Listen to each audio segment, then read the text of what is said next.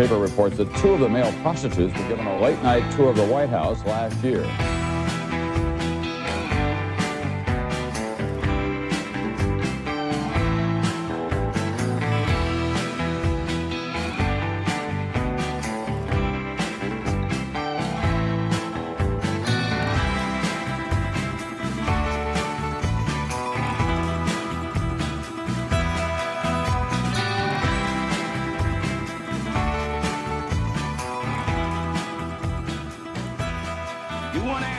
I think I'm entitled. You want answers. I want the truth. You can't handle the truth. Greetings. Welcome to the Nick Bryant podcast.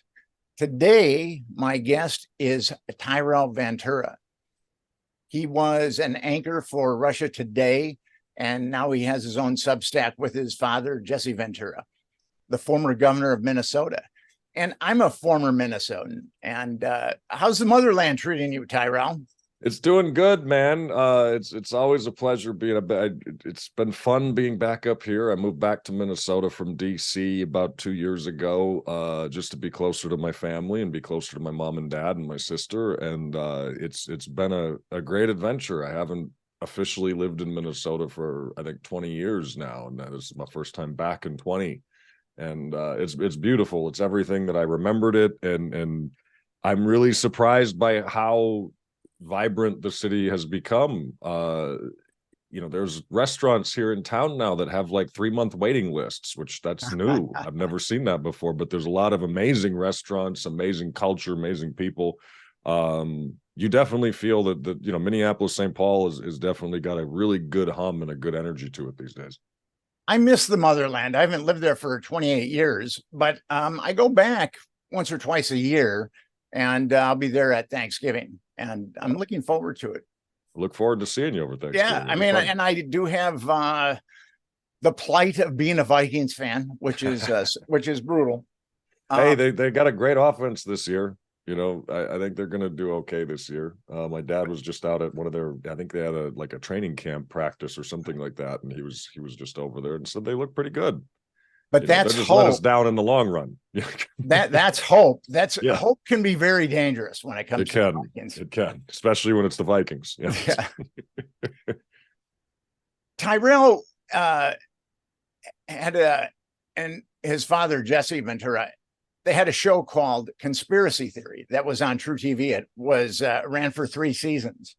And it was, I think it had about 1.5 million viewers per show. So it was a popular show. Give us a little background about Conspiracy Theory. Yeah, it came about because my dad had an agent at William Morris, and they were kind of coming up with ideas and things like that they could use, because that's, your agents and managers, when you work in Hollywood, that's their job, is to come up, is to kind of find good projects for you, for their client. And one day Jesse was sitting around with, I think, the William Morris people, and he was telling stories, and they were coming up, shooting ideas back and forth. And my dad's been a long time avid, voracious reader, and he's very, very deeply, he spent a good portion of his life reading everything he could on the assassination of John F. Kennedy.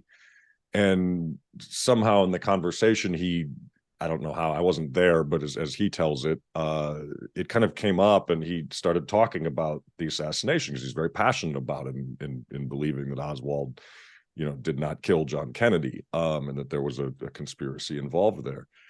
And I think his agent at the time looked at him and said, that's a TV show. Because he was so captivated listening to Jesse talk about his research and everything he knows about that assassination. He said, that's a TV show. And so they kind of put it together as an idea of Jesse going around and investigating different conspiracies, like one conspiracy an episode. And this was long before you had the Skinwalker Ranch show on History Channel, or the Curse of Oak Island, or it was long before kind of conspiracy theory or that thing was, it was in the lexicon, but it wasn't as kind of, I guess, mainstream as it is today, for lack of a better way to describe it. And so they had shopped it around, and eventually truTV, this channel, picked it up, and they were interested in doing that show. And then A. Smith Productions, who has a long, awesome Arthur Smith, who runs that company, has an incredible television credentials in terms of like reality TV, reality competition shows, and doing shows like in the format of conspiracy theory. They also do like Hell's Kitchen, and I think they do that really hilarious show on Netflix, The Floor is Lava.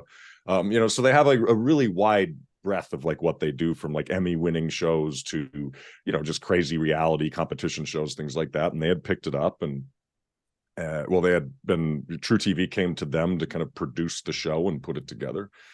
And that was, I think we started the first season, I want to say in 2010, I want to say 2010, 2011.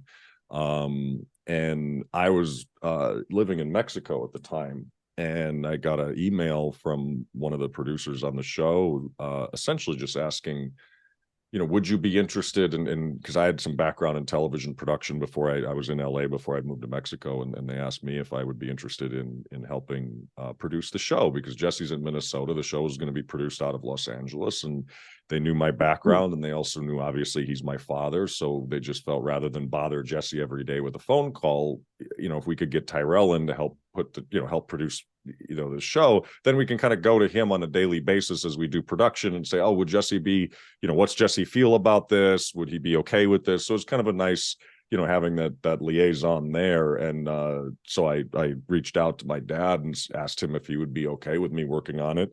And of course, he loved the idea. And so the show started getting put together, moved back from Mexico and started work on that first season of the show, which was really just kind of us experimenting. From what I remember of that first season, it was really, on a production standpoint, it's really just us kind of figuring out how to tell the story each show. We knew that each show we would look at like one particular conspiracy theory, and then well, how do we tell that? Is it through interviews? Like, is it Jesse the whole time? Does he have other people that like share the interview load? Like, and so we just kind of basically put together this concept of a show and started shooting. I think it was somewhere like 8-9 episodes a season, 7-8 episodes a season, and is what we had ordered. And that's kind of the background of how it came together. It really just came together from Hollywood powers that be, listening to Jesse tell stories and saying that could, or listening to Jesse's passion for in particular the JFK assassination, and saying, "Ooh, this could be really fascinating," seeing Jesse investigate and dig into these things. And were you given complete autonomy? Were there areas that they didn't want you to cover? No, not in the sense of like how you'd ask, like not in the sense of what you're asking. I basically we would sit down every season, and myself and the other kind of main executive producers and main producers and the people who are putting this together, we'd kind of compile a list of 30 to 40 different conspiracies that we would find out there, from really kind of well-known ones like JFK or Roswell or things like that, to ones I've never even heard of, like Manimal and things like that. And we'd kind of put together this massive list, and then we would start kind of whittling down the list, just of like what's filmable, because some of them some of them can get very like esoteric, and it's like, well, how do you put that on TV, or how do you physically shoot that, or how do you make this interesting or make it dynamic enough to where it keeps people's attention.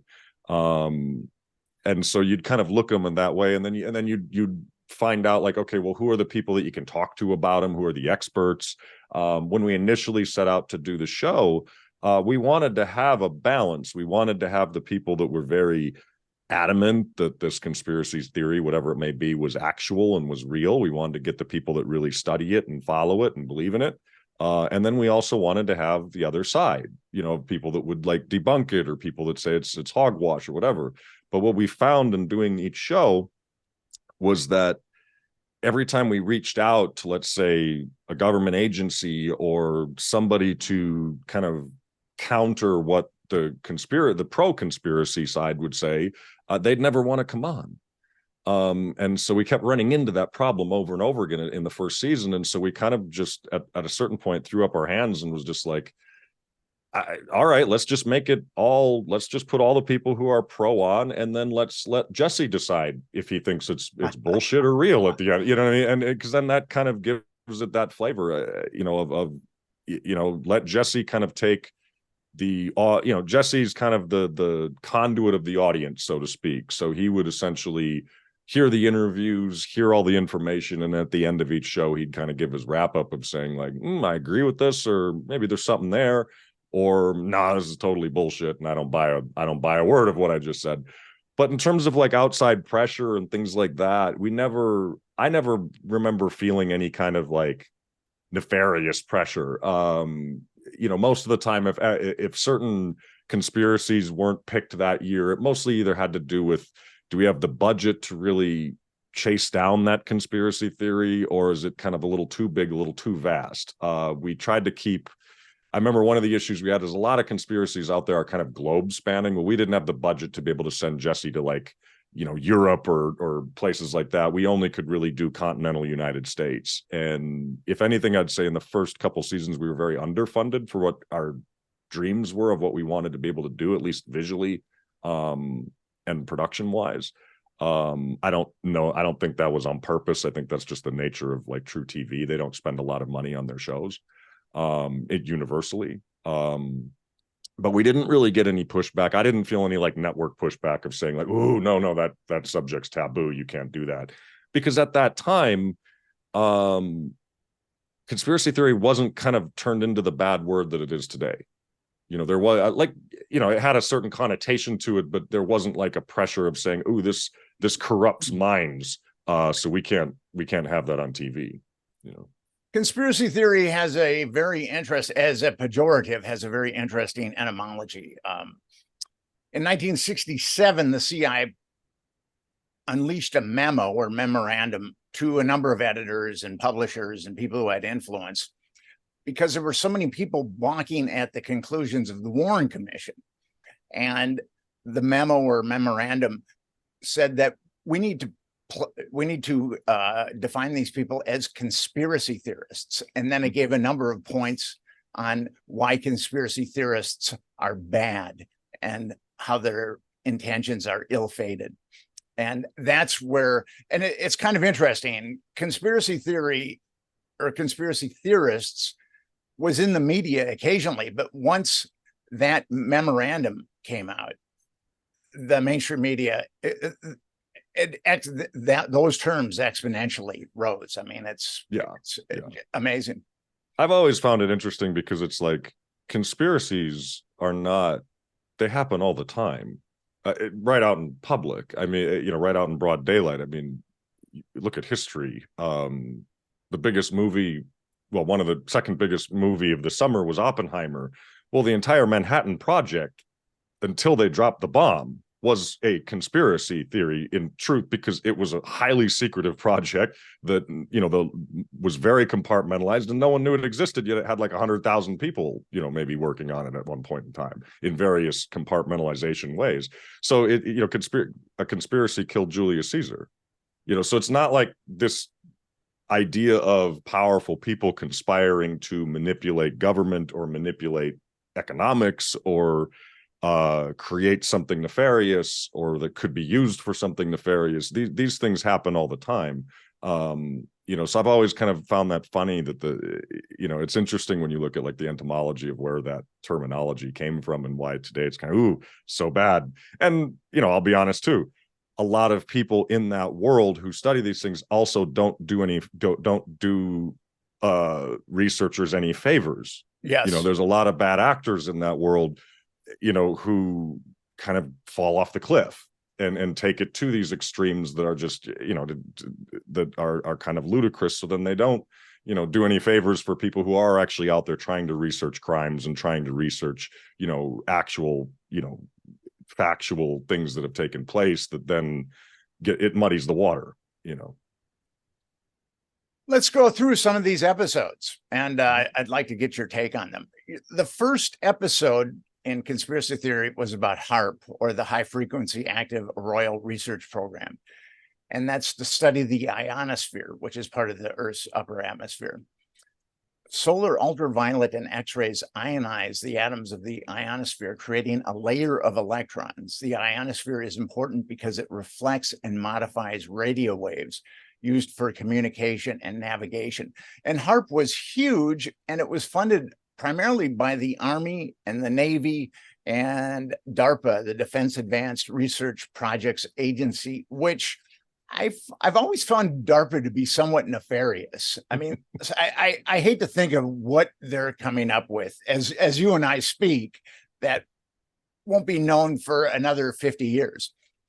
What was the take-home message about HAARP with you? It was a really interesting experience, I think, especially for my dad, because they flew him up to Alaska to look at it. And I think I haven't thought about HAARP in a long time. So in some of these topics, when you bring them up, I apologize if because it's been about 10, 12 years. But, I remember for my dad, he just found it interesting that when he went up to the security gates there and kind of announced who he was and said, "Hey, can I come in and take a look?" It's not exactly a secret base, or, everybody knows it's there. Him being kind of rejected for the first time, given his credentials as a governor and his background in UDT SEALs and things like that. It was interesting. Yet they told him, come back when we have our once a week or once a year tour of the facility that they do. What also jumps out to me is if I remember correctly, the conspiracy to that was that they were like, the front we're studying how we can communicate through the ionosphere with submarines and things like that. The conspiracy, if I remember correctly, behind it was that they would be using HAARP to potentially change the weather or use the weather or weaponize the weather to a certain degree. Whether or not they were successful, I don't know. But what was interesting is when the HAARP facility was closed down, they had to, it gets money from Congress every year. And so when it was closed down, they had to list what it was, kind of what's its accomplishments or what it was able to do or what the research was in the closing process of any government funded project.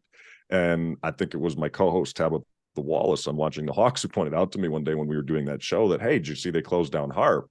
And I was like, "Oh, wow." And she said, "Look, in the lists of like what its research was in, it said something pretty close to like weather modification or weather manipulation was part of the research along with the communication thing." So I was like, "Oh, so they finally kind of like quote unquote came forward with, yeah, we were looking into that through this. We just had to keep that part of it a secret for all these years." I don't know if they were successful, in that. I mean, we might never know. But it was kind of a weird moment of like, so we weren't that far off in those people who were questioning what it was actually being used for. Well, it just seems a little ridiculous that much money would be poured into studying the ionosphere to enhance communication. Just for communication. Yeah. I mean, it's kind of a ridiculous cover story. Now, I do not know whether or not they were able to modify the weather like you, but there's a number of enigmas with HAARP, and yes. I don't know if we're going to get the full story for quite some time. I don't know if we will, but it's again one of those things where even if they never succeeded, and it's all about, I always look at a lot of these conspiracies, it's all about what do you feel comfortable your government investigating or your government experimenting with. I'm sure if, as I mentioned, like Oppenheimer and the Manhattan Project, I'm sure had people known, if the public known what they were doing in the Manhattan Project before it was completed, I'm sure there would have been people in society saying, "Ooh, I don't know if I like this idea." And so that's where it's healthy to ask questions like that. Even if it turns out to be patently false and that they are really doing what they say they're doing, you still have to ask the question because it's your tax dollars being used on it. And then you did a show on Big Brother and the NSA being able to basically capture all of our information. What are your thoughts about that?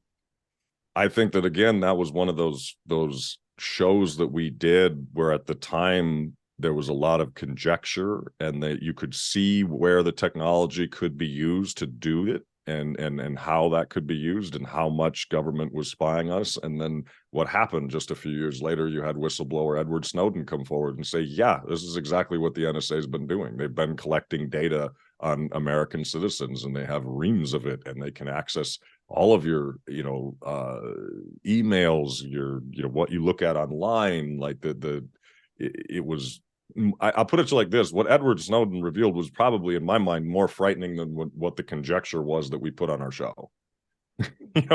Like when you saw the reality of how deep and vast that system was that they were operating. I had Bill Binney on my podcast, who is an NSA security analyst, and he said, and I believe him, that the NSA can capture everything. That's why they built those mega structures in Utah. And Edward Snowden essentially corroborated that. So it's kind of mind-boggling that our government can capture billions and actually trillions of interactions. It's truly frightening. Now, granted, they capture it. That doesn't mean they're looking at it 24/7, because to get that much information, you never have the manpower to look at all. But it doesn't mean that it's not there. To where if they suddenly say, hey, we want to look at what you've been looking at over the last 10 years or whatever it might be, they can, pull it up as a file almost.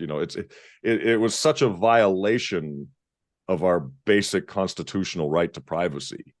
That it's sad that Edward Snowden was the only one held accountable. It's sad that he's the one who has to be, living in Russia right now and can't come home, because he didn't break the law. Our government violated our constitutional rights. Members of our government violated our rights. They are the ones who should be held accountable, not Edward Snowden, the whistleblower, or Bill Binney, or the other incredible people that have come forward to talk about things like this. Thomas Drake is another person that comes to mind. And it's kind of interesting, as you said, they can, I believe, according to Binney and Snowden, everything can be captured. And then if the government says, well, let's look at what Nick Bryant or Tyrel Ventura has been up to. Let's look at all of their data. I think people, and part of the reason that conspiracy theory, the show, I think came about and was a success to a certain degree, was because we were coming off of the war on terror, the lies about WMDs and the invasion of Iraq.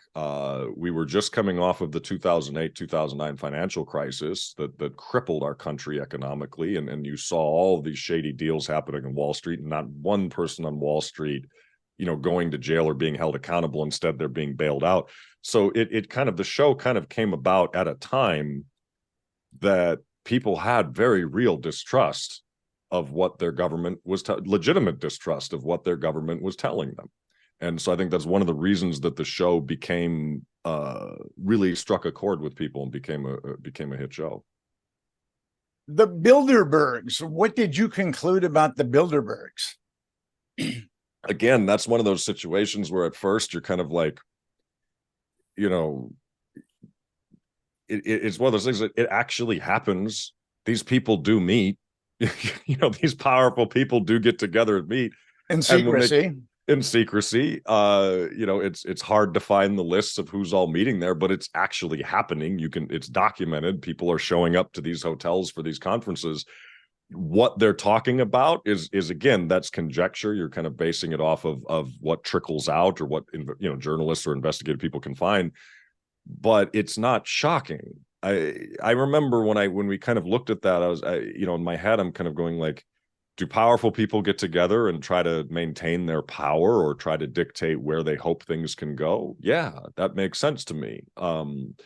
Should it be above board, and should we know what these powerful people are talking about? Yes, because a lot of them come from democracies or places where the information should be free. Taxpayers are paying for what their government's doing, and that kind of decision making should not be done behind closed doors. There's no reason for it.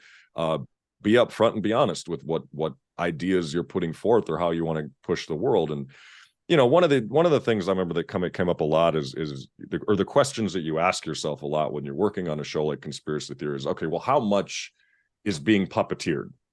You know, how much of society, how much of decision making is a work, is it being puppeteered?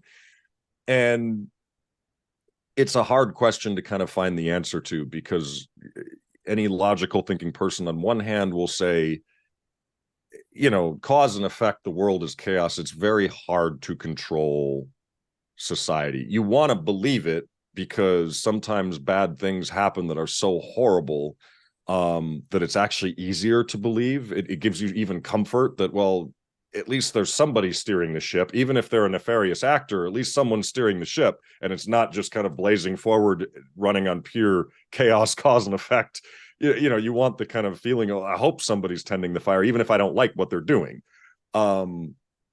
But at the same time, you do see people trying to manipulate society, and you do see people trying to, you know, push society towards their own ends, whether that be pursuit of power or pursuit of financial security or whatever it may be, controlling the populace that way to keep uprising from happening, or to keep to keep us in a very ugly form of capitalism that we're in, or to maintain power over people. So it's kind of hard when you're doing shows like the Bilderbergs of going like, well, do I believe that these people who'd have this secret meeting every year can control every single major outcome that happens every year? No. Do I believe that they try to steer the aircraft carrier of society in certain directions to meet their own ends? Yes. Are they successful? I don't know what their success rate is. It's kind of hard to know, The wealth polarization is an indication that the rich are making the rules in acquiring wealth. And you did a show on whether or not the Manchurian Candidate actually exists. What are your thoughts on Manchurian candidates?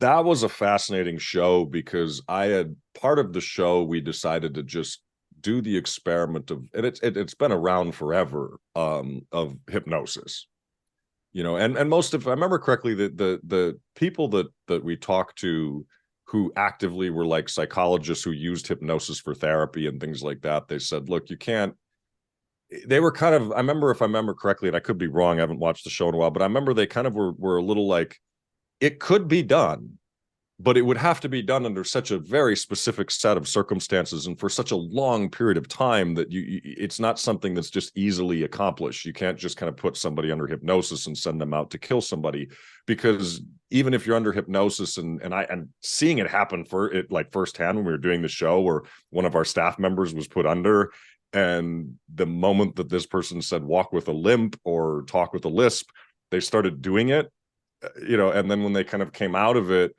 they equated it to the feeling of like times when you've drank too much and you kind of have a blackout, like being blackout, where you just don't really remember. And because I remember they got put under in the afternoon, and then they woke up at like the early evening, and they're like, where did my day go? And they're like, well, we got video of you walking around the office with a limp.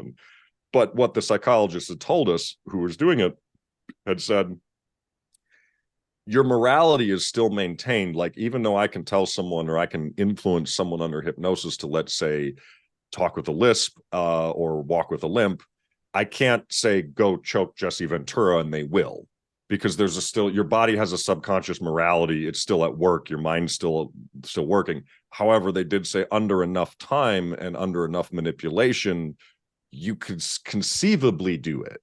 And we all know that through MK Ultra and what the CIA was experimenting with back in the 50s and 60s and 70s and things like that, that they were trying to do this. We've learned that through, I think it was the Church Committee that uncovered a lot of their experimentation. Is that, again, it's one of those things, we don't know if they were successful, but they were definitely researching it. And I think when you look at there's a lot of people say that Mark David Chapman, who shot John Lennon, was a Manchurian type candidate. They say that Sirhan, he claims today that he was under the influence of other people in that capacity. So, is it possible? I think so. But I don't know if we've really gotten to the bottom of how successful they possibly were with those things, or if it's still being done today. We don't know. On my podcast, I've talked to one mind control survivor, and then also therapists, psychologists, and a psychiatrist that work with people who claim to be mind controlled. And I think that there's a tremendous amount of evidence for mind control. It's interesting. Most of the people that say that they've been mind controlled are have dissociative identity disorder, which is called multiple personality disorder. And those people are the easiest people to hypnotize. So the state of the art would be creating different alters and hypnotizing different alters for different functions. I think that we're there now. I mean, I think that is definitely happening. Well, and you look at, I like to look too, is it like mind control on a mass scale as well? I mean, you look at modern advertising, or if you go back to the original creator of kind of modern advertising was Edward Bernays. He figured out through, I think his uncle or his he uncle was related, Sigmund Freud. Sigmund Freud. Yeah. And he kind of looked at what the research that Sigmund had done into psychology and said, I bet I can use this to kind of manipulate people to buy certain things, or manipulate masses of people to kind of at least initially go in a certain direction. So when we talk about mind control, it's in front of us every day. Advertising is mind control. What do they tell you? They tell you that you're not pretty enough, you're too fat, you're too this, you're too that. Hey, buy this product, you'll feel better. And it creates a Pavlov's dog kind of effect. And so manipulating people to get them to do what you want is something that happens every day. It's in front of us. I always say as a writer, words are magic.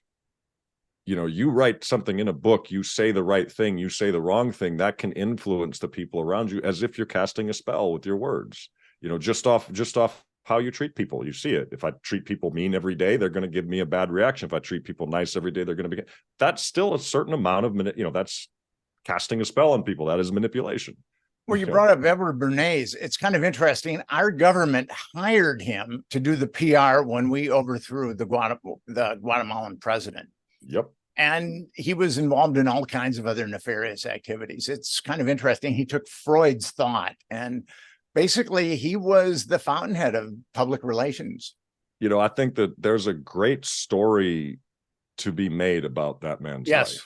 There, like, as a filmmaker, I've always been like, man, I'd love to tackle doing a real story or a TV show or something, because I think he's one of those fascinating characters of history that not everybody knows about. But when you do tell people about them, they're like, I never knew this guy existed. This is amazing. This is fascinating in both a scary way and an intriguing way. Joseph Goebbels had all of his books. Mm-hmm. So he had quite the reach.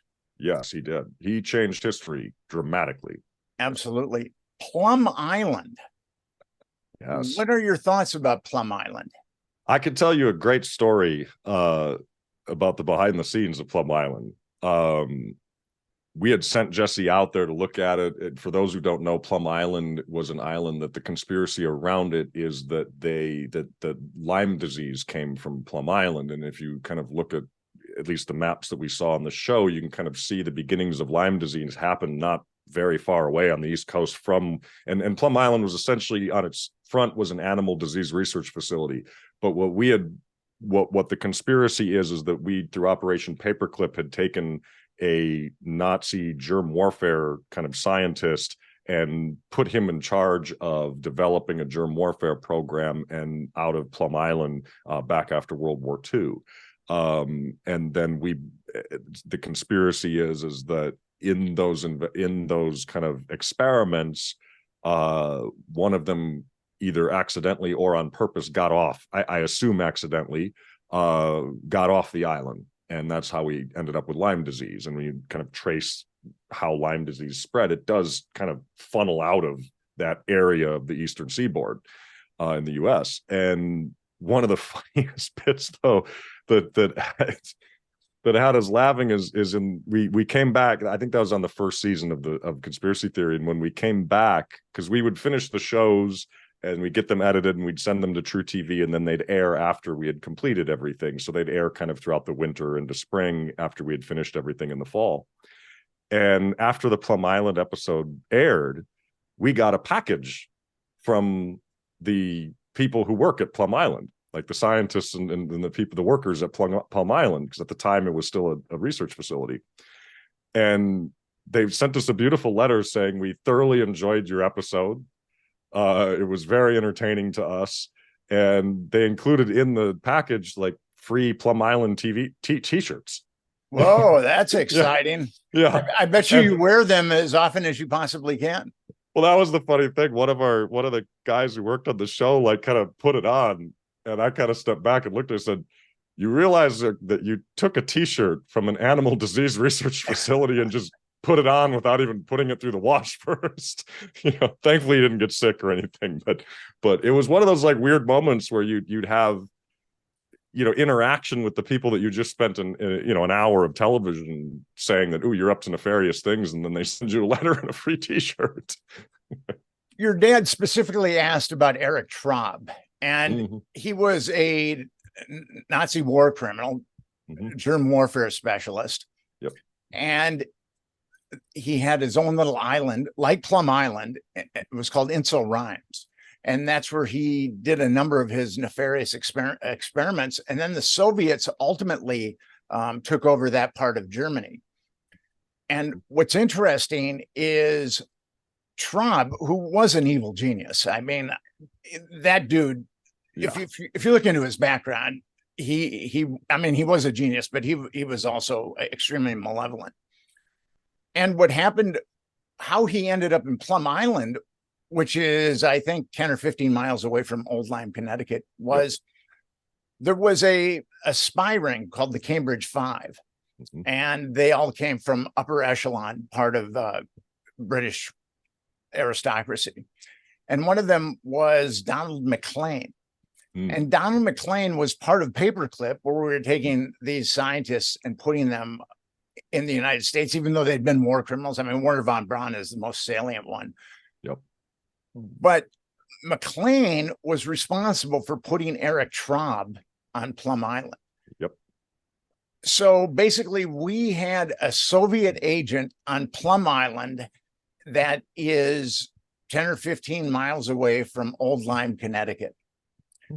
So I've always kind of felt that there's some strong indications that Eric Traub could have done something extremely malevolent at Plum Island, and actually in a premeditated way. Like, that's what I mean. A lot of these shows that we would do, there would be a lot of smoke,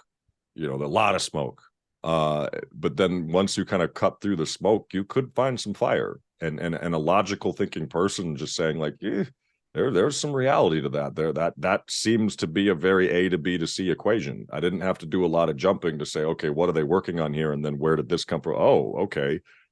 That doesn't seem that particularly far-fetched, especially when you look at history and all that. I mean, Operation Paperclip was one of the most awful, when you look at it on its face, of taking, science, I don't know, Nazi war criminals and scientists and things like that, and saying, okay, well, because now we're in this fight with Russia, and the Cold War was starting, we don't want them to get the scientists, so we're going to take the scientists, and we're not going to let them get anywhere near the Nuremberg trials.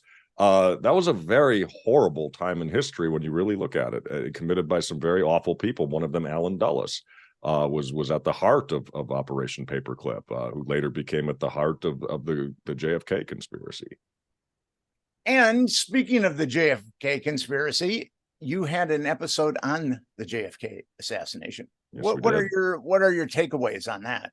That was a very special episode for us because, as I said before, Jesse was that was one of those shows or one of those conspiracies, JFK really hits at the heart for Jesse. He's spent a bulk of his life researching that and reading everything he can on that. And so he was gunning to do JFK from the day conspiracy theory was greenlit. And so we all felt it was one of those special episodes that we wanted to get right as best we could. And we worked really hard on that episode. And the thing that makes me most proud of that episode, and I can get into the details of it later, but the thing that I remember most from that episode that I was most proud of was when we finished the final cut and I showed it to my dad. he really felt pride and was really proud of the work we did on that show.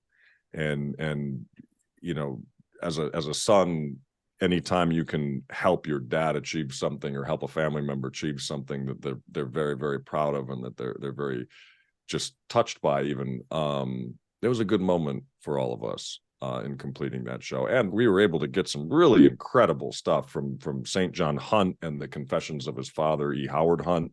You know, we had put that on TV. That was 86 by like Rolling Stone magazine. His whole story, E. Howard Hunt's, or yes, St. John Hunt's whole story is a fascinating story. And we were able to get that on TV. We were able to highlight L. Fletcher Prouty, who was the inspiration behind the Donald Sutherland Donald Sutherland character in JFK. Yeah. We were able to get his messages on there. He had passed away at the time, so we couldn't interview him, but we got a lot of his videotapes from a great researcher named Leno Sanek in that world.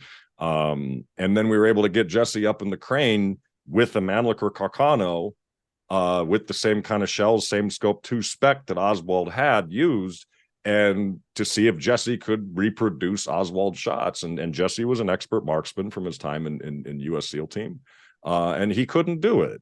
You know, it's impossible to do it. And so that was a really fun, exciting episode to put together. It's interesting. The magic bullet went through Kennedy, and then it went through multiple bones of John Connally, the governor of Texas. And then it was found on the stretcher next to Kennedy, and it was in a pristine condition. Yeah. Just that in and of itself should make people question. Oh, yeah. Because they had to account for all the damage. And if you only give yourself 3 shots and one shot missed completely and injured, was it James Tagg by the overpass, you then you only have 2 bullets. One's the headshot, so you had 1 bullet left to account for all of these wounds and all the people in the car. I mean, at one point, I think they also said it hung in the air for like a half a second or 1 second. I mean, it was absolutely ridiculous. You know, any logical thinking person would say, like, this is insane. You know what they're saying this bullet can do. And to me, that the assassination of John Kennedy was a turning point, I think, in American politics, and a turning point for the direction of this country. When you look at what Eisenhower was warning us about in his farewell speech to the United States, you know, watch out for the military-industrial complex. In fact, he left a word out of that originally was the military-industrial congressional complex, because you need Congress to be part of that in order for that system to work. And then I think that Kennedy, as we've learned from great books like The Unspeakable and things like that, you knew that Kennedy was not going to go into Vietnam to the extent that we were going to go in. He was trying to cool down the Cold War, turn off the burners underneath it, and trying to create, you know, detente with the Soviet Union to try to see if we can find a peaceful solution to the things, because it's coming off of the Bay of Pigs and the Cuban Missile Crisis. And I think he was killed by people that prefer a empire war footing as a direction for the future of the United States and where we were supposed to go. And I think that's exactly why he was killed. And it's really hard for me to understand when people look at the situation surrounding the documents that have now been uncovered and the testimony from people who were there or around it. It's mind-boggling that people would still believe that Lee Harvey Oswald did this, and there was just some angry lone nut, you know, who you know, it's just, when you look at how the course of the country shifted in a different direction immediately after Kennedy was killed, that's to me the biggest shift of evidence, is when you see that kind of shift and where we're going. And I think that forever changed the future of the United States, and still affects us to this day. I agree with that. It was a coup. I think that it was the coup of 1963. The esteemed medical examiner, Cyril Wecht, said about the magic bullet, that bullet will do anything that you want it to. And here's what's kind of interesting. The mainstream media has tried to show us that how the bullet went through Kennedy, and it has really tried to pump up Oswald is the lone nut. But then you have Ruby come in, and Ruby is obviously hooked up to organized crime. the media has tried to marginalize Ruby, but he was definitely hooked up to organized crime. And actually, he was running guns. Right. For the Cubans and knew Oswald. There's tons yes. of witnesses that say that he knew Lee Harvey Oswald and had interactions with him. And the fact that what was the excuse again, that he killed Oswald to save Jackie Kennedy from the trial. Yes. And it's just kind of like, okay, like some gangster in Dallas cares about Jackie Kennedy and what she's going through enough to like, and then how do you let the alleged assassin get killed in that manner in a police station, in the basement of a police station? There's so much just insane logical leaps that the Warren Commission and the U.S. government asks you to take. They always love to use Occam's razor. They always, it's Occam's razor, and which is a good way to kind of cut through bullshit. Well, if I use Occam's razor on JFK, it doesn't point to Lee Harvey Oswald acting alone. If you use Occam's razor on JFK, you're going to get cut. Well, I mean, I even go back to Oswald himself, where it's like at the height of the Cold War, a guy essentially defects to Russia, gets a bride who's related to Russian military, who's, I think it was her father or uncle was a major player in the Russian military, takes her and then comes back to the U.S., and for all we know was never really debriefed and pretty much just allowed to come back in and be a citizen again. I mean, and when you think about the context of the times, that in it itself is crazy. And, I was reading about this the other day. I'm reading a book called Burying the Lead. It's about the media and JFK. It's a good book. It's published by Trine. But there was an organization that helped Oswald get back to the United States that underwrote him and Marina coming back to the United States. And that was a CIA front. Mm-hmm. So, I mean, it's wherever you look, it's with the Kennedy assassination, there's incongruencies. Oh, completely. And it was one of the most interesting aspects of doing the JFK show for Conspiracy Theory was that we were able to get Marina to talk to Jesse. We couldn't put it on camera. That was her one rules, that she wouldn't come on camera. But she still wanted to meet with Jesse and talk with him. And so we were able to kind of debrief Jesse or post-mortem after he had this afternoon. He spent an afternoon talking to Marina Oswald.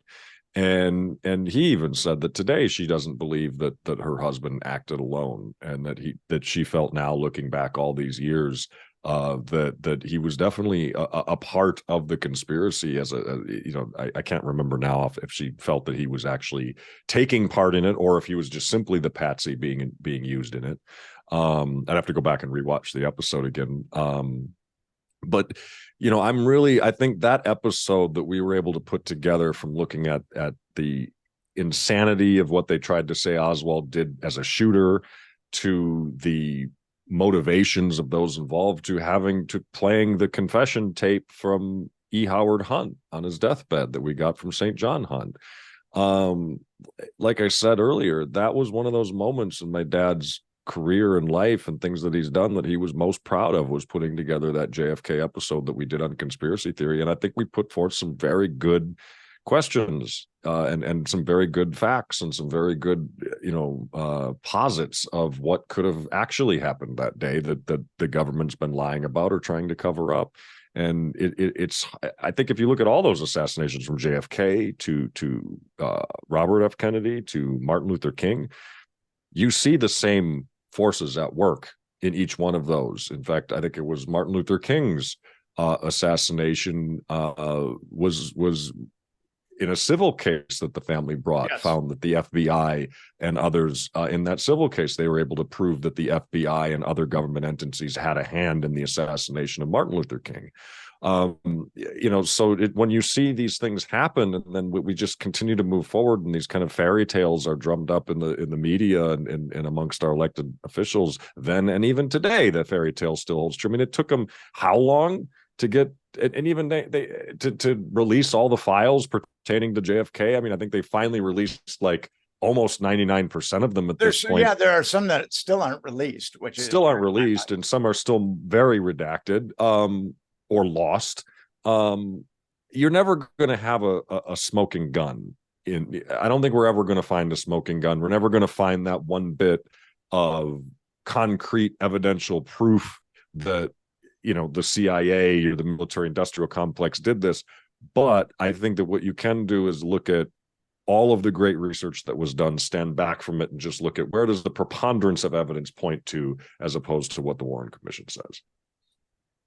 This is kind of interesting. Lyndon Johnson was about as power hungry as a politician can be, and about as ruthless and corrupt as a politician can be. And the cover story is that he didn't run because he didn't want to get beat by Bobby Kennedy. Mm-hmm. Now, one would think that there is no way that Bobby Kennedy is going to be president, because as soon as he is president, he's going to look at the Warren Commission and he's going to look at his brother's death. And I believe that the people in the military intelligence complex could not allow that to happen. I agree. And I think also that Bobby would have also continued the policies that his brother was fighting for, which was a peaceful, more of a peaceful approach, and not Pax Americana. You saw the great American University speech that Kennedy gave just months before he died, really, I think, laid out what his vision for a future was going to be, and one that was not imperialistic and one that was not based on a war economy. And I think a Robert would have carried that on. And plus, when you really think about it, you had Robert there, then you had the other Kennedys in the wings too. I mean, you could have ended up with 16 years if it was just JFK and Robert. That could have been 16 years of a Kennedy family in the White House. I mean, we don't want kings and things like that. I don't think any, in the long run, maybe looking back, you'd say, I don't know if I need 16 years of one family in the White House. But there was that, given their popularity and given what they were saying at the time, there was that very real future that could have been. I think 16 years of Kennedys would have been preferable to 12 years of Bushes. I would agree. Yeah, I think, or even 4 years or 8 years of Nixon, or whatever the hell it turned out to be. Yeah, no, I would prefer that. So you guys took on time travel, the Philadelphia experiment, and the Montauk Project. What were your thoughts on that? That was one of those ones that was. It was interesting in the construction of how conspiracy theory kind of came about, because our second season, if I remember correctly, we focused on police state, JFK, the Wall Street conspiracy, the fresh water conspiracy. Like, we hit a lot of hard hitting stuff. And then in the third season, given the reaction, I think from the second season, we were definitely. We kind of owed the network, because I think when the network bought this show, they were expecting more of the far-fetched stuff. They were expecting some, bigger than life kind of stuff, and not so much like nuts and bolts. Light. Yeah. They were kind of thinking Bigfoot, and then we suddenly started delivering, some pretty hard-hitting stuff. And so we did kind of feel like, okay, we owe them some stuff that's a little bit more esoteric or that kind of thing. So time travel was one of those. We met with a lot of interesting people in that, and interesting people that believed that these conspiracies of the government being able to manipulate time and send people back and forth. I think one person we talked about, he was part of a project that sent people to Mars as children. It got very, very bizarre. Did you find him at Bellevue by chance? Well, and I don't want to disparage anybody, because when you talk to certain people who are telling you something really extreme and bizarre, you can see that they believe it. And I don't want to, be that person that points a finger at somebody and says, oh, you're crazy, you're nuts. I don't want to be that kind of person. But at the same time, it's hard to kind of look at something and say, okay, that's a little fanciful. Now, in terms of time travel and the Montauk and the Philadelphia and thing like that, do I put it past the government or private industry to explore the possibilities of those things? No. I part of me would say it'd be interesting to see what could be discovered in that realm. Do I believe that we've somehow secretly developed the ability to warp people from place to place or travel through time? I don't think we have. It would take a lot to convince me that we've figured that out, because I think we'd be seeing more repercussions of it in some capacity. But I can't say that we haven't done top secret studies on it. Problem with time travel is the future is fluid. Yeah. So, I mean, physicists say that time travel to the future just wouldn't be feasible. Mm-hmm. But there is a caveat that time can be, you can go backwards in time. And right. The idea about that, behind that is that we give off a certain reality, like MRIs. Mm-hmm. They measure hydrogen. They just look at hydrogen atoms. Yep. And if you look at television shows, like somewhere someone is watching I Love Lucy. I mean, we've been sending out radio waves for 100,000 years, and they travel at the speed of light. Now, are we leaving an impression of reality like the television series that someone, but if it travels at the speed of light, it would be problematic, because Einstein said that that's the speed limit. Yeah. So if this was feasible and we could resonate with the reality that we are projecting right now, one would think that it would go like radio waves, the speed of light, and we would never be able to get to the other side of it. So that's my... Oh yeah. I mean, that's my thing. It's like, I love when you start getting into like quantum entanglement and theoretical physics and things like that, and really start getting into that rabbit hole, it's fascinating to get into it. And it's plausible, you know, and so to me, it's like that's part of being a human being is the search for answers, or the search for how far can we go? You know, what can we really, you know, how can we bend the laws of physics? You know, it's kind of the old equation of like, you know, at one point we believed in magic. Well, magic is also science unproven, or you know, it's science not yet studied. You know, so you know, I think that we have to maintain that idea. I think it's important as a race, as a culture, as a people, that we keep looking to the stars, and that we keep looking at things that, you know, today we say might be impossible, but you know, at one point they said it'd be impossible to land on the moon. And yes, I do believe we landed on the moon. At one point we thought the earth was flat. We know it's round. No, I don't believe the earth is flat. So you have to kind of keep that. And so that's why when you do like an episode like time travel, I was fascinated by the concept of it. Do I believe that we're secretly doing it? No, I don't think we're at that place yet. But is it possible 100, 200 years from now? I don't know. I mean, that's the beauty of discovery. That's the beauty of science.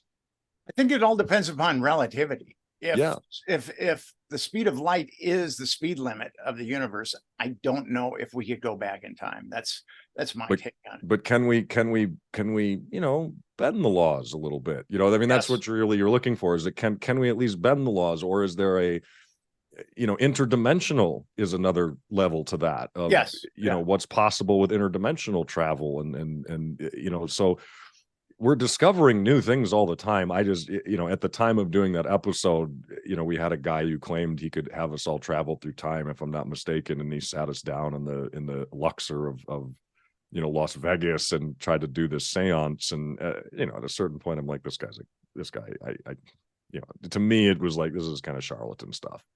You know, it's a great mind experiment at this point in time, but it's not a reality for right now. But aliens, so over the last 100 years, we have sent all kinds of radio signals into outer space. Now, if you were an alien and you were watching Jerry Springer, the Brady Bunch, or Kojak, you probably wouldn't want to have anything to do with us. I don't know. Maybe you like Kojak. Maybe look at Kojak. They're on to something. No. I mean, it's interesting. You know, that kind of idea of you know, I look at it like if there is an extraterrestrial civilization out there, and they're kind of looking at where we're at, and they've mastered the ability to travel space in a way that allows them to do that doesn't take 300 years to get to a planet, and they're able to figure out how to bend those laws that we were talking about, like the speed of light and things like that, and do it in a way that doesn't destroy any biological entity in it. I think they would definitely. Life is important. I think people can forget sometimes just how incredible and precious life is. So when people kind of venture those theories about aliens, would they come here and destroy us, or we're like ants to them? That might be true in a technological sense, in an intelligent sense, but I do believe that if you're talking about civilizations that have mastered, the ability to travel interdimensionally or travel through the universe, they're gonna, I believe, also recognize how important and vital and fragile and exceptional life is. So I don't think that they would be quick to like come down here with ill intent. I think they would see us as very uncivilized, for where our priorities are, because we don't value life the way we should, whether it be through our environment or each other or whatever it might be. We have a very low value of life. I don't think individually we value life, but as a society, and you look at some of the things that we do, we definitely, the preservation of our planet or the preservation of life on this planet is low on the totem pole for a lot of people. For a lot of institutions, we put money above it or power above it. But it's interesting to think about, like, I'm not scared of the possibility of extraterrestrial, contact. Beings that were that developed, they would probably look at as our economical system as very childish. Where a small percentage has the vast majority. But it would be kind of fun to meet one of these days. Oh yeah, I mean, I'm excited about all of the. I mean, the amount of disclosure that we've had recently, and that and that kind of gets us to the Skinwalker episode that we did. But the amount of disclosure that we have had over the last few years, part of my brain says this is incredible. This is an amazing moment in time that you're actually having this kind of you have whistleblowers stepping forward. You have the New York Times finally taking it seriously, things of that nature. One part of my head is this is amazing and what a moment. The other part of my head is the cynical head that's been looking at government and how it works and how powerful institutions work and how the corruption of the military industrial complex works. And part of me also has a cynical side that says, I find it really curious that after we create a new branch of the Pentagon called Space Force, that suddenly out of the blue, we're having all of this, real serious discussion about extraterrestrials. Part of me feels like, is this really an elaborate way? Because in order to justify the defense spending, you have to have an enemy. And is this really kind of a way to like get people scared of something that's not really something to be frightened of, or is not something that we even really know a lot about, or are making it up whole cloth just to justify, hey, we need $1 billion, $2 billion, $1 trillion of your tax dollars to pay for Space Force. And so my cynical side kind of looks at it like that and says, oh, are we being duped just to justify another branch of the military and the spending that it's going to take to execute that? Or are we really seeing, an actual disclosure taking place where our government's finally saying, no, actually, this is something that we feel should be brought above board and should not be kept secret anymore. And maybe it's a combination of the two. I don't know, but it's an interesting thought experiment when you think about it that way. This is along the lines of extraterrestrials. The reptilians, you guys actually had a episode on the reptilians that are ostensibly descending upon us. Yes. That was an episode that got my father very upset. Because we met with the kind of godfather of the reptilian, David Icke. Yeah, he's the guy that kind of is really the showman at the center stage of that.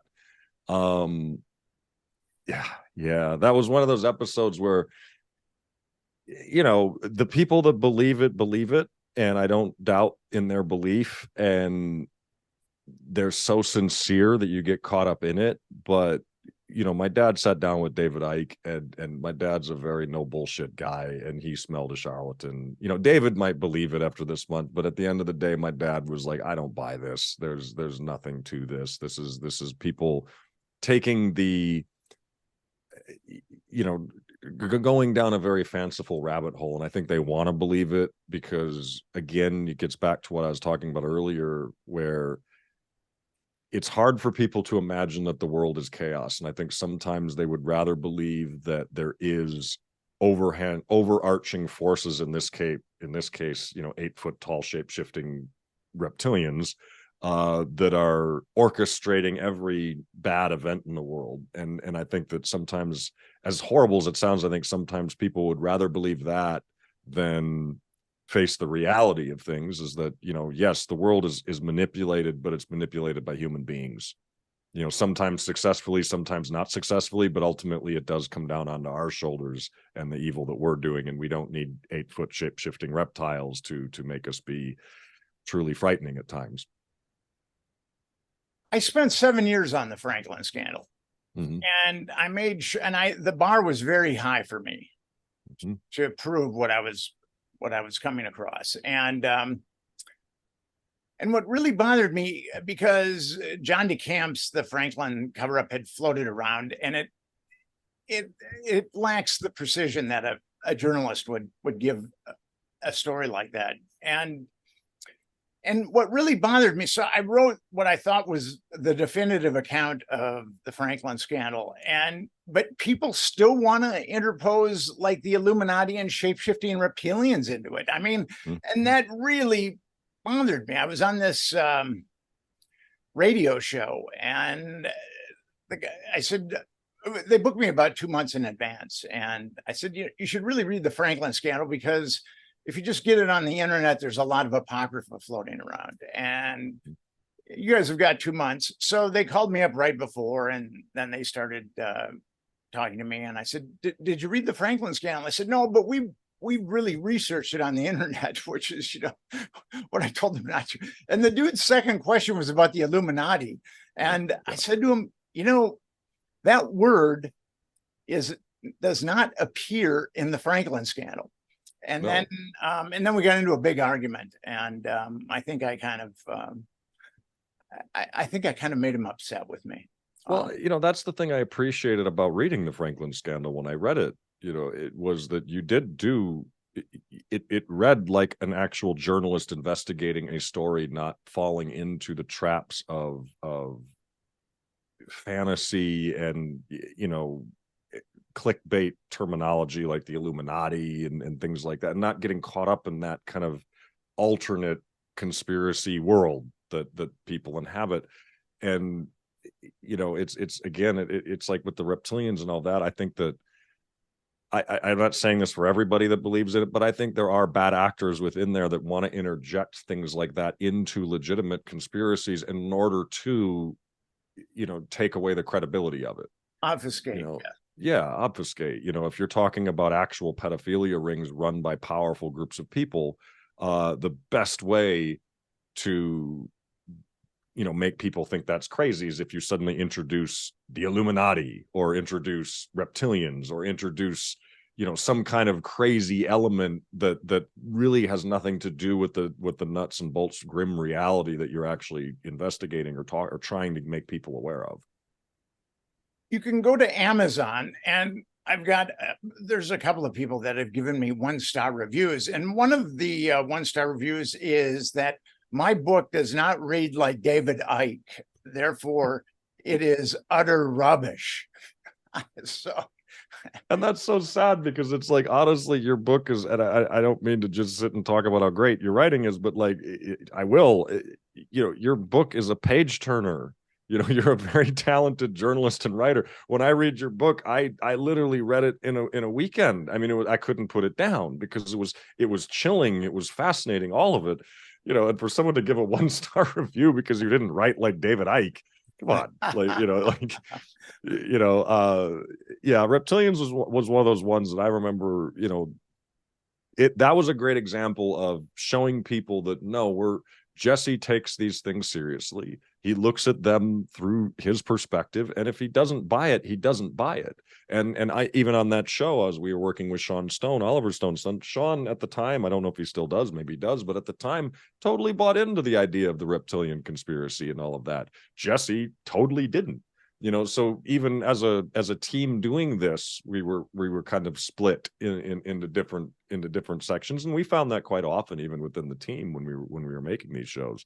But it was, again, I think it was important for us to have Jesse legitimately, because he believed it, say bullshit on one of the subjects that we brought to him, just because we weren't making a show just to say every single conspiracy that we're doing is factual and accurate and listen to us, we're the experts. That wasn't the point of the show. The point of the show is to say, hey, look at these things out here that people are researching or believe in or talking about. Let's put them on TV. Let's make it interesting to watch, and share this part of society and share this part of, and go down these rabbit holes, because at the end of the day, you're making a 48-minute show that you want to be entertaining, informative, and keep people glued. You don't want them clicking away. And so we never falsified anything that we presented. I mean, if somebody told us something that wasn't true, that's on them. That wasn't on us. We weren't trying to be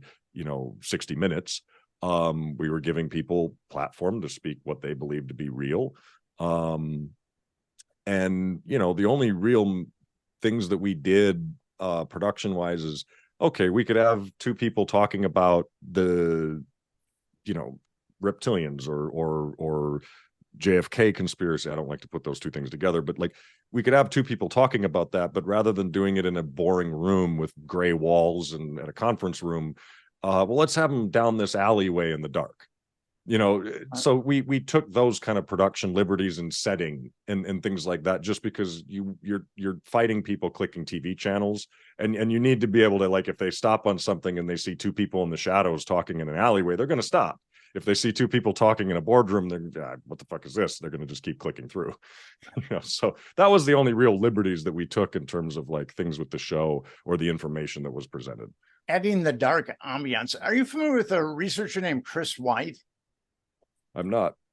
He has done some really good work. He's very much a Christian, but that doesn't affect his research at all. And and he's completely deconstructed various charlatans. He's deconstructed David Icke. He's deconstructed Jordan Maxwell. He's deconstructed Michael Tessarian. And he's also deconstructed ancient aliens. And his research is really spot on. And I really appreciate his work. Oh, definitely.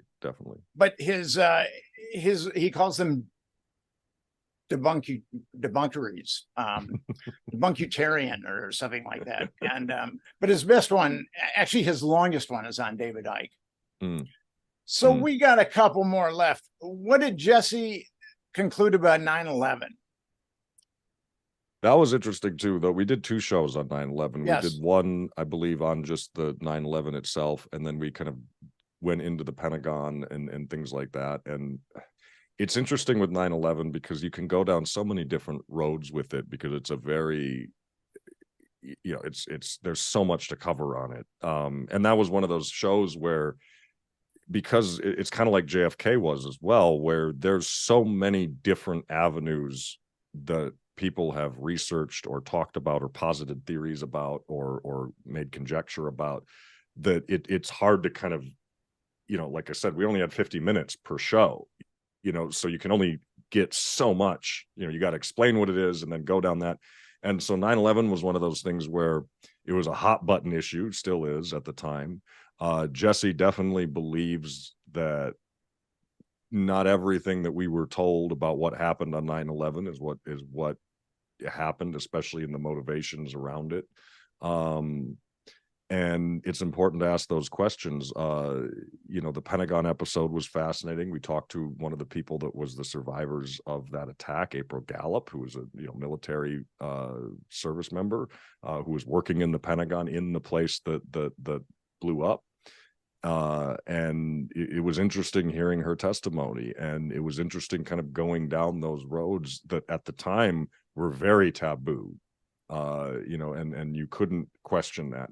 But now today you see really good journalistic research being done uncovering how much the Saudis were involved potentially with the hijackers. There's been a lot of really good, you know, hard-hitting stuff that's come out in terms of who knew what, how much people knew in advance. You know, were the hijackers being helped by the CIA? Were they, you know, and all of that, I think it's important to question historical events like that, because at the end of the day, even if you don't buy into the conspiracy around it and think it is exactly what was said took place, you still have to question it, because it was, if what they said happened is real, it's the greatest, you know, failure of defense that we've ever had. So you have to go back and look at like what made those mistakes, what happened that day, why was this allowed to happen? So you should never criticize people for asking those important questions, especially when you're talking about 3,000 people dying. And I'm sorry, it's hard to believe that all of it was simply failure to do their jobs. You know, especially when you had memos in August saying bin Laden determined to strike in the United States being ignored, or standard operating procedures being changed. Prior to 9/11, if you were scrambling flights, that was up to the base commander in that area. I think it was in the spring before 9/11, that rule was changed to where Donald Rumsfeld had to make that call. You know, so there's all sorts of like, anytime you see standard operating procedure be changed prior to an event, you have to ask, well, why was that changed? You know, what went on there? And I think it's very healthy to question those things. It was exciting to do those episodes. You know, I think in one of them, Jesse, you know, and the film crew got onto the tarmac where they were storing all the metal and all the big, you know, girders that that hadn't been shipped over to China to be melted down. They were still there, and we actually got our cameras, you know, right there. I think it was at JFK or wherever it was in New York, where they had all these things in a warehouse at the airport there, and we were able to get in there and get actual footage from inside, where we saw some of the beams through a little window and a door. It was an exciting few episodes to do, and I remember it was again a subject that Jesse was very passionate about asking questions about and really talking to people about. And you know, I don't think we still don't have answers to what actually took place that day, or to why that happened. And I think that and it's sad that even if you take the government story on its face, that it was just a failure, that we just failed and we made mistakes, and it wasn't pre-planned, or it wasn't, you know, there was no malevolence involved in it, from our side. It's sad to see that people who failed in their jobs got promotions, you know, instead of being tossed out, which is, or maybe even criminally charged for, at the very least, negligence. You know, like, you know, I think there's a lot of unanswered questions still to this day about why and how that took place. I was living in the West Village at that time, and I could see through my living room window what was going down. And I was talking to a friend of mine who's a writer, and he's since passed. And I said, everything is going to be very different from today. And I just knew it. And since that time, I mean, our civil rights have been trampled upon. We've been in perpetual wars. It was pretty much a game changer as far as giving our politicians power. Yeah.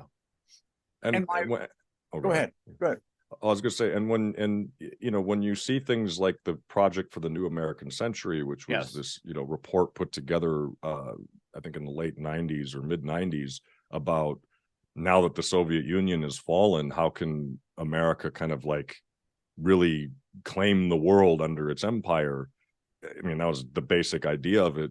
You know, in that report, it says that it's going to be very difficult to get the American public to get behind a kind of global control through military and through economics to be the sole big superpower on the planet, barring a Pearl Harbor-esque event.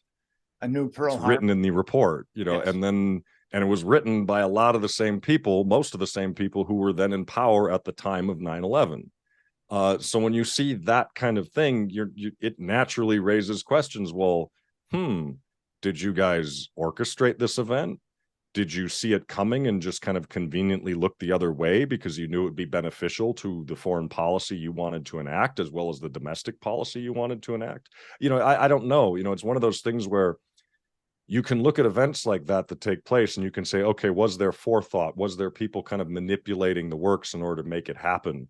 Or was it an event like that takes place and you have a lot of people with a lot of very heinous ideas who then use an event like that as an excuse to implement things they never could before? Either way, it's nefarious. Either way, it's a terrible thing. So that's why I don't think you should be get in trouble for asking questions about that or demanding answers to why this took place and asking those hard questions. And I think the lockstep way that we immediately shut down any questioning of why things happen in this country or how did this come about is something very dangerous, and we should avoid that at all costs as a society. The media was able to sell weapons of mass destruction, Saddam Hussein having weapons, to 80% of Americans. Mm-hmm. And you could almost tell in real time that those results were cooked. The Brits were using a doctoral thesis of someone that was almost pure conjecture. It was very interesting. On 9/11, so that day I met at a friend's, a number of us met at a friend's restaurant on the Lower East Side.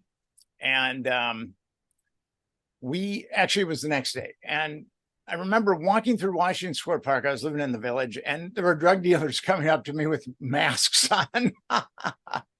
That was, and then, so we met at my buddy's restaurant. One of the guys had a truck. So 4 of us went down there and we said, what can we do? And they said, we need ice. We were told that they needed ice. And so we went to all the bars, and people were more, and that was the thing about this. We've talked about humans being irrational and violent, and actually humans are really the only species that kills for pleasure. But there was so much altruism that was spilling out of people at that time. I've never seen anything quite like it. So we went down there and they said, get us ice. So we went to all these bars and they gave us hefty bags full of ice. And I was thinking, well, this has got to be pretty important. I mean, they're going to be putting limbs into, this has got to be. So we went back and we had a truck full of ice, and there was this mountain of soft drinks. And then the ice was just poured on the mountain of soft drinks. Well, people got to drink. so much for keeping limbs preserved. And then we said, can we do anything else? Is there anything else that you need? And they said, get us more ice. So we made another. Hey, you kept people from going thirsty that day, which is equally, hey, that's important too. That's important too. Gave people a good, cool, refreshing drink. No, I mean, I think you're right. I mean, that's the other side to this that I think you make a great point right there, is that when catastrophes like this take place, I think it's important not to just dwell on the evil that had to take place, or the evil that led up to it, or the evil that had to occur, but to look at the altruistic beauty that can happen after something truly horrific. And I think that we need to recognize that in us, that I remember that as well. The country and the world truly came together as one to really say, what can we do for each other? And I wish that we could, I wish that would be something that would I wish we didn't need a galvanizing, horrific event to get people to recognize the humanity in each other and recognize, how important and how precious that we all are.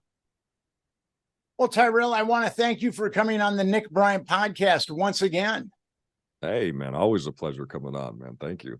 And I'm looking forward to Thanksgiving in the motherland. Yeah, man, it'd be fun to have you up here. I bought a house recently, so I'll have to come over and check out the house. Oh, yeah. Well, congratulations. No, thank you. But no, man, looks forward to having you. Keep up the great work that you do. Keep asking those questions that folks don't want asked, and thank you. And I'll give the cheap plug for anything and everything Jesse Ventura and Tyrel Ventura related. You can find us on Substack at Die First Then Quit. Or look us up on our social media on Twitter or I'm sorry, X, whatever it's called now, as well as Facebook and Instagram and all those things. But it's always a pleasure talking to you, Nick, and keep up the great work with your podcast and with your investigations that you continue to do as one of the journalists who's not afraid to ask the hard questions. Have a great night, Tyrel. Thank you.